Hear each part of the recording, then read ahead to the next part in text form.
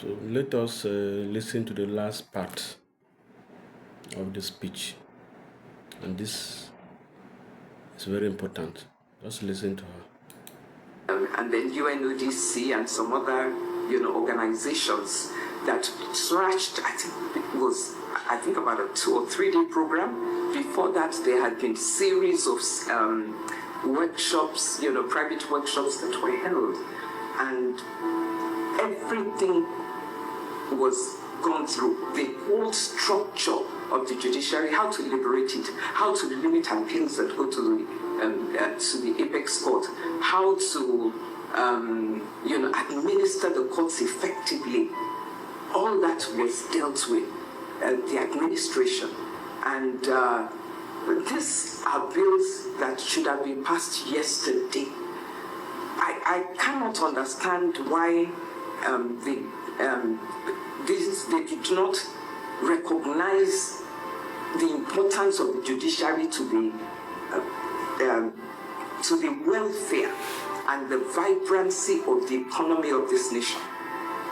If you don't deal with these bills and you leave the judiciary as it is, believe me, the judiciary will collapse. And when the judiciary collapses, the nation itself collapses. Yes. So it is something that has that is why the to nation be done is collapsing right now. So because the judiciary, for me, pay has attention to collapsed those already. bills. Liberate the judiciary, clear the backlogs. The backlogs, God knows how many cases there are. And it is from High Court, Court of Appeal, Supreme Court, the backlogs. It will not go away like that. I was in Malaysia, this must have been about 5 years ago. I went with the High Court contingents, there was a retreat and they invited me. And we went to the courts in Malaysia that had a terrible backlog problem. And the Chief Justice told us how he was able to do it. He said he had to come down from his seat, to the lower courts, and then they now sort out, okay, how many are the cases that are this up to this year? Okay, how many are the pending cases?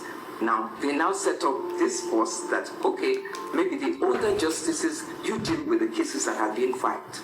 Okay, the new justices, you deal with the cases that have been 5 years and over. And he said that's the way they were able to deal with the backlog. And then they are also heavy on technology. I don't know why we are still writing longhand. I don't know why. I don't know why this country is writing longhand. Smaller countries, That is the problem. they have recording machines. When I was in practice, because I had recording machines that I wanted to use and I needed, I could finish a case in 1 year. But if I'm writing longhand, you can't. There's no how. The cross-examination of okay, now they have adoption of deposition. Cross-examination itself can take about a month if you are writing longhand. And you're very, aggressive to the people. Do you think I'm a stenographer? You're talking too fast. You're talking too fast. And because of that, there are just so many cases in the courts. So technology, we must, please, we must. The backlog, we have to deal with it. Otherwise, it's not going anywhere. We have arbitration centers, even in the Supreme Court. We have in the Court of Appeal. I believe that if you ask a flurry of litigants who have even got to the Supreme Court, would you like your case to go to arbitration? Some of them would say yes. Because I took this up. I don't know whether my Lord Justice Agbe agrees with me.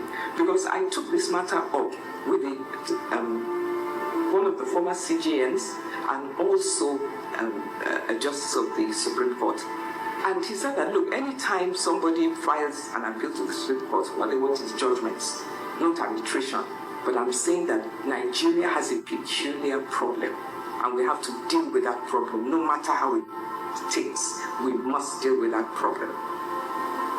Having said that, I now want to plead with our judges that please let us elevate merit and justice over technicality. Please. Very important. Please. Very, very important. When people come to justice, when they come to the courts, there are some people that come to court for coming to court sake.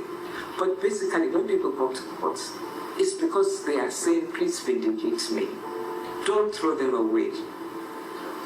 The lawyers of old, the judges of old, and I refer to Justice Ogundare in the case of, I think it's Udua, Talabi versus Udua, where he said that technicality is a blot in the face of justice, that we must never allow it to make an ass of it.